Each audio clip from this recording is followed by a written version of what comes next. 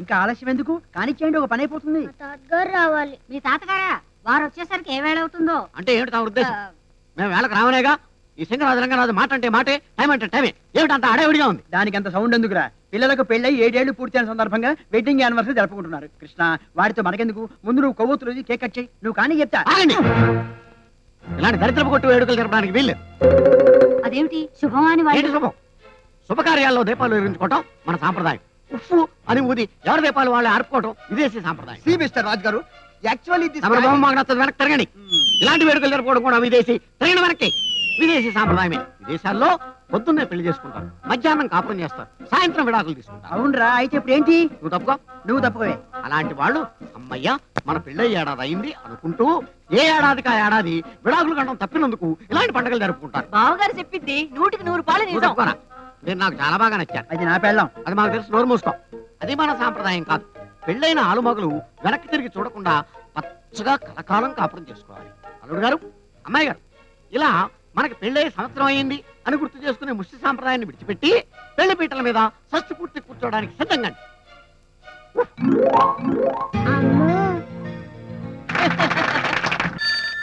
మాటలు పెట్టి గంట కొడుతోంది. వస్తున్నావా? ఆగండి. హలో. అహో అహో ఏంటండి? హలో అనుకుంటా. హలో అనటం విదేశీ పద్ధతి, అది నాకు గిట్టదు. అందుకే స్వదేశీ పద్ధతిలో అహో అని కనిపెట్టా. సరే, రాధకు ఫోన్ ఇవ్వండి. ఎందుకో విన్నవించుకోండి. ఎప్పుడు వస్తున్నా కనుక్కుందామని. ఆపండి. ఇంకా అక్కడ బయలుదేరే ముందు ఎప్పుడు వస్తారు అని అమర్యాదగా కూర్చాడు. మళ్ళీ అదే కొత్త. ఇప్పుడు ఇంట్లోకి వచ్చే వాళ్ళు ఈ మాటల పెట్టిలో కూర్చున్నారు. ఈ సింగరాజు రంగనాథ్ గారంటే సింగనాథం నీలకర అనుకుంటున్నారేమో. ఇలా మా అమ్మాయి గారిని పుట్టింట్లో విశ్రాంతి తీసుకోలేకుండా రా రా అని ఒత్తిడి తెస్తే అల్లుడు గారిని కూడా చూడకుండా పరువు నష్టం భావిస్తారు. అలా కాదండి. అది కాకపోయినా పర్వాలేదు. ఈ సింగరాజు రంగరాజు మాట అంటే మాటే, తేడా రావడానికి వీల్లేదు. సరే, రాధకు ఫోన్ ఇవ్వండి. గారేమైంది? రాధగారికి ఫోన్ ఇవ్వండి. అలా అడిగారు, బాగుంది. అమ్మాయి గారు, అమ్మాయి గారు, వస్తున్నా నాన్నగారు. అమ్మాయి గారు, ఏమైంది? మెట్టు మీద కాలు స్లిప్ అయింది నాన్నగారు. అప్పుడే పుట్టింట్లో మెట్లు మర్చిపోతే అలాగా. రండి. వస్తున్నాను. ముందు మీరు కూర్చోండి అమ్మాయి గారు, మేము వైద్యులు కబురు పెడతాం. ఈ మాత్రం దానికి మాకు తెలుసు, మీరు మాట్లాడండి. హలో. ఇప్పుడే చేరామండి.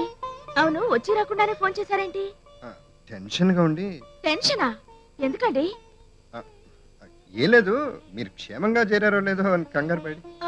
క్షేమంగా వచ్చి చేరామండి. ఏమైంది రాధా? ఏం లేదండి, కాలు మడత పడి పెడికింది. అయ్యో, మీ నాన్న మాటిని ఆ నాటు వైద్యుడికి అలాగే చూపించుకో. మంచి డాక్టర్ చూపించుకో. ఆరోగ్యం జాగ్రత్త. అలాగే. హలో హలో, వేళకు భోంచేయండి. ఉంటాను. అలాగే. ఏంటి, మీ మిస్సెస్ కి హెల్త్ బాలేదా? అందుకే పుట్టింటికి వెళ్ళింది. నాటు వైద్యం దాకా వచ్చిందంటే రోగం బాగా ముదిరిపోయి ఉంటుంది. ఇతన్ని వల్ల వేసుకుంటే లైఫ్ లో సెటిల్ అయిపోవచ్చు. కృష్ణ, ఆ ప్రాజెక్ట్ ఇంజనీర్ ఏమన్నాడు? ఎన్ని రకాలు కాసి పెట్టినా కుదరదంటున్నాడు. సరే, నువ్వు పని చేయి. ఆ కేసు నిషాకి hand over. Okay, take it. Nisha, you handle it file. Okay please.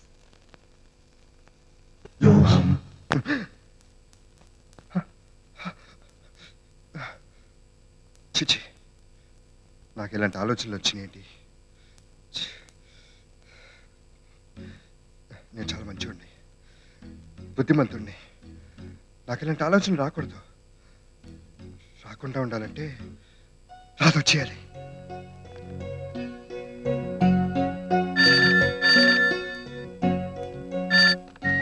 Hello. Hello Radha, నేను. ఏంటండి? నువ్వు అర్జెంట్ గా బయలుదేరి వచ్చేయాలి. నిన్నే కదా వచ్చాను, అప్పుడే ఎలా కుదురుతుంది?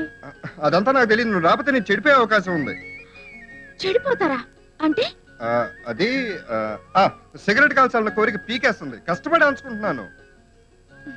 నాకు ఇచ్చిన మాట మీరు తప్పారని నాకు తెలుసు. బుద్ధిగా పడుకోండి.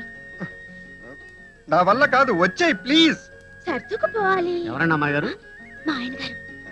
అంతే కదా రాదా, నీ తీయటి పెదాల మీద వెచ్చని ముద్దు పెట్టాలనుంది. అలా అనిపించడం చండాలం. ఆ విషయం మాకు అనిపించడం పరమ చండాలం. అది కాదు మావ గారు.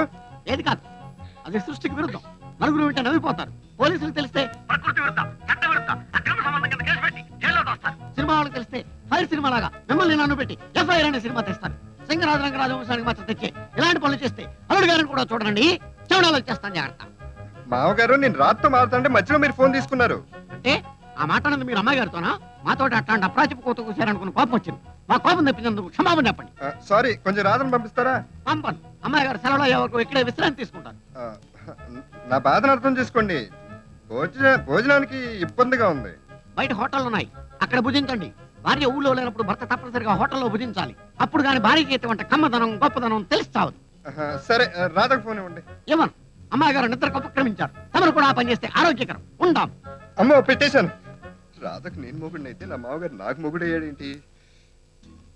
అవును, ఇంతకీ సింగరాజు లింగరాజు మావయ్య భార్య ఊళ్ళో లేనప్పుడు హోటల్లో భోజనం చేయొచ్చు అన్నాడు. సింగిల్ మీనింగ్ లో అన్నాడా, డబుల్ మీనింగ్ లో అన్నాడా? డబుల్ మీనింగ్ లోనే అని ఉంటాడు. అమ్మో, మామగారు ముక్కోపే కాదు, చిలిపి కూడా. నవ్వవయ్య బాబు నీ